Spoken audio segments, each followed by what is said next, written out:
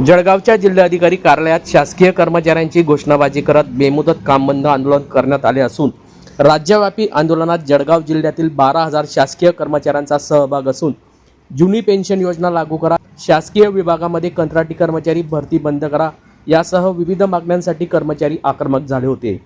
जळगावातील जिल्हाधिकारी कार्यालयात हे आंदोलन करण्यात आले असून आंदोलनाला परवानगी न मिळाल्याने जिल्हाधिकारी कार्यालयातील आवारातच कर्मचाऱ्यांनी ठिय्या आंदोलन सुरू केले। या मागण्यांसाठी वेळोवेळी आंदोलन करून देखील शासनाने कुठल्याही प्रकारचे निर्णय न घेतल्यामुळे शासनाने तोंडाला पाने पुसले असून त्यामुळे आक्रमक पवित्रा घेतल्याची कर्मचारी संघटनेच्या पदाधिकाऱ्यांनी प्रतिक्रिया दिली आहे। वेगवेगळ्या शासकीय विभागातील चतुर्थ श्रेणी तसेच विविध श्रेणीतील महिला तसेच पुरुष कर्मचारी आंदोलनात सहभागी झाले होते। मागण्या मान्य होईपर्यंत काम बंद आंदोलन सुरूच राहणार असल्याचा इशारा संघटनेच्या वतीने देण्यात आला आहे।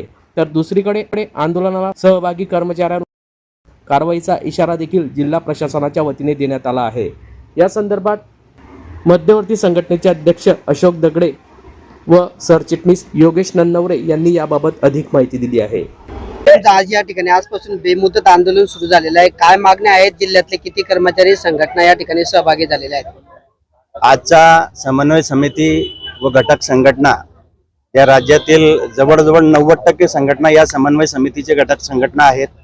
7 मार्चला मुंबई येथे समन्वय समिती व घटक संघटनांच्या बैठकीमध्ये शासनाने समन्वय समितीच्या माध्यमातून आम्ही अनेक वेळा हजारो वेळा म्हटलं तरी वावगं होणार नाही, आम्ही निवेदन दिली, प्रत्यक्ष भेटून चर्चा केली, चर्चेसाठी वेळ द्या ही विनंती केली।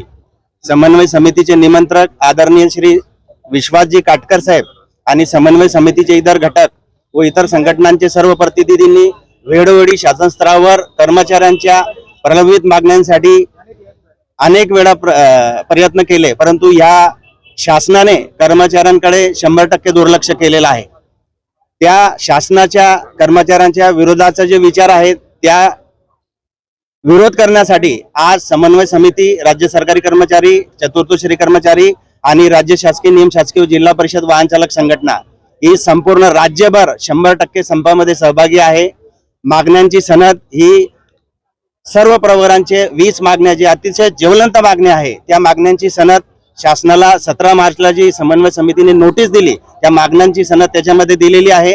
शासनाने समन्वय समितीच्या माध्यमातून आजपर्यंत जेवढे आंदोलने केली, निदर्शने केली, मोर्चे काढले, नागपूर हिवाळी अधिवेशनामध्ये उपोषणाला बसले, परंतु शासनाने समन्वय समितीला फक्त आणि फक्त चॉकलेट दिलेलं आहे, गाजर दिलेलं आहे।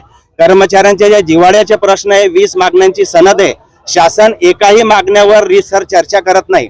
आता हा जो जनसमुदाय आपण बघताय, फक्त जिल्ह्यामध्ये बघताय, हा जनसमुदाय राज्यातील सर्व पुऱ्या महाराष्ट्रामध्ये 90% कर्मचारी या संपामध्ये सहभागी आहे। आताच तुम्हाला सांगतो की मंत्रालय हा 90% कर्मचारी संपावर असल्यामुळे हा संप 100% यशस्वी झालेला आहे आणि याची दखल शासनाला घ्यावीच लागणार आहे। महत्वाचे मुद्दे जास्त वेळ न घेता बोलतो की जुनी पेन्शनचा मुद्दा जो 7 मार्चच्या ऐतिहासिक संपामध्ये तत्कालीन मुख्यमंत्री आदरणीय श्री एकनाथजी शिंदे साहेबांनी मंजूर केला, त्याच्या मार्गदर्शक सूचना जे आजपर्यंत शासनाने निर्गमित केलेल्या नाहीये। आता समन्वय समितीच्या माध्यमातून 9 डिसेंबर पासून आम्ही नागपूरला उपोषणाला बसलो। माननीय मुख्य सचिव या राज्याचे त्यांनी आम्हाला चर्चेला बोलवलं आणि चर्चा तब्बल 25 मिनिटं आमची चर्चा झाली आणि साहेबांनी फक्त एवढंच आश्वासन दिलं की हा अधिवेशन संपल्यानंतर 15 दिवसांनी पुन्हा तुम्हाला चर्चेला बोलवतो आणि चर्चा करून हा सर्व विषय तुमच्या मार्गी काढतो। परंतु दुर्दैव आहे की या शासनाने आजपर्यंत मागण्यांची सनद जी आहे त्या मागण्यांमधून एकही मागणी पूर्ण केली नाही, कोणत्याही विषयाच्या बाबतीत शासन निर्णय निर्गमित केलेला आहे। म्हणून आम्ही सर्व राज्य सरकारी, मध्यवर्ती, वाहन चालक, चतुर्थ श्रेणी सर्व संघटना या शासनाचा निषेध करतो। धन्यवाद। तुमचं नाव? भर-उन्हामध्ये आपण या ठिकाणी आंदोलन करताना पाहायला मिळतात। आपण पाहत असाल संपूर्ण महाराष्ट्रामध्ये जवळपास 17 लाख कर्मचारी बांधव आज बेमुदत संपावर रुजू आलेले आहेत। आपण पाहिलं असेल मागील 2.5 वर्षांच्या कालखंडापासून आम्ही सर्व कर्मचारी बांधव महाराष्ट्रामध्ये आमच्या संविधानिक मागण्या पूर्ण करण्यासाठी वेळोवेळी टप्प्याने आंदोलनाची पार्श्वभूमी इथपर्यंत आम्ही आणलेली आहे। अतिशय दुःखद सांगावंसं वाटतं की शासनाने आमच्या 2.5 वर्षांच्या कालखंडामध्ये आमची कुठल्याही महत्वाच्या मागण्या या पूर्ण केलेल्या नाही आहेत. आपण पाहत असाल आमच्या कर्मचाऱ्यांची कुटुंबाची सर्वात महत्वाची जिव्हाळ्याची मागणी ही आमची जी जुनी पेन्शन योजना आहे, जुनी पेन्शन योजनेच्या धर्तीवर आम्हाला NPS ला सामाजिक आणि आर्थिक जे सुरक्षा कवच आम्हाला हवं आहे ते खूप गरजेचं आहे. आम्ही कुठल्याही माध्यमातून सर्वसामान्यांची जनता आहे महाराष्ट्राची 14 कोटी यांना कुठे अडचण होईल किंवा त्रास होईल असा आमचा कुठलाही भेदभाव नाही. कारण आम्ही सुद्धा या महाराष्ट्राच्या या पावनभूमीचे सुपुत्र आहोत. परंतु भारतीय संविधानाने आम्हाला अधिकार दिलेला आहेत. आमच्या ज्या न्यायिक मागण्या आहेत या न्यायिक मागण्या पूर्ण करण्यासाठी आम्ही सनदशीर मार्गाने लोकशाही मार्गाने अतिशय शांततेतरित्या जळगाव मध्यवर्ती संघटनेच्या माध्यमातून आम्ही बेमुदत संपापासून सुरुवात करण्यात आलेला आहे.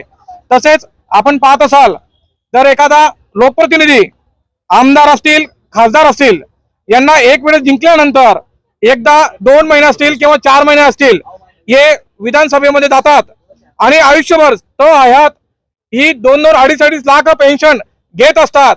ही कुठली समानता? डॉक्टर बाबासाहेब आंबेडकरांनी ज्यावेळेस या समस्त 140 कोटी जनतेला संविधान अर्पित केलं, आपण पाहत असाल त्या प्रिअम्बल मध्ये नमूद आहे स्वातंत्र्य, समता, बंधुता आणि न्याय या 4 मुद्द्यांवर आपली लोकशाही चालू आहे.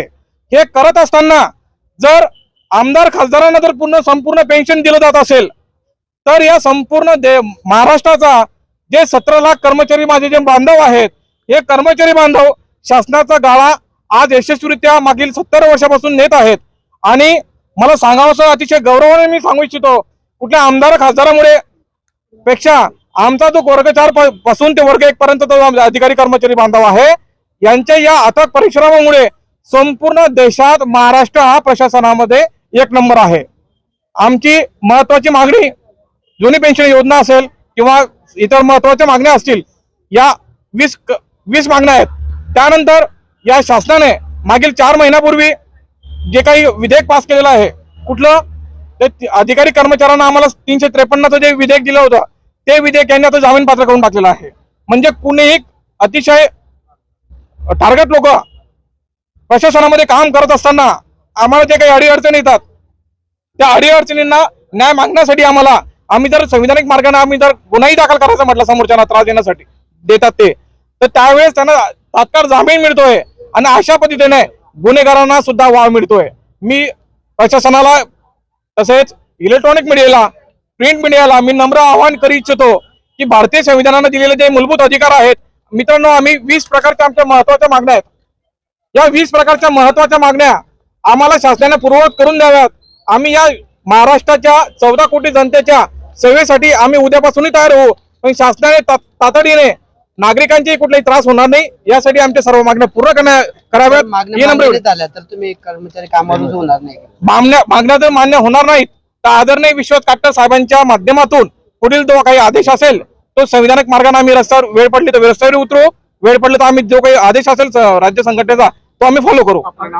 मी योगेश्वर नन्नावरे, मध्यवर्ती संघटना, जिल्हा सरचिटणीस तसेच महसूल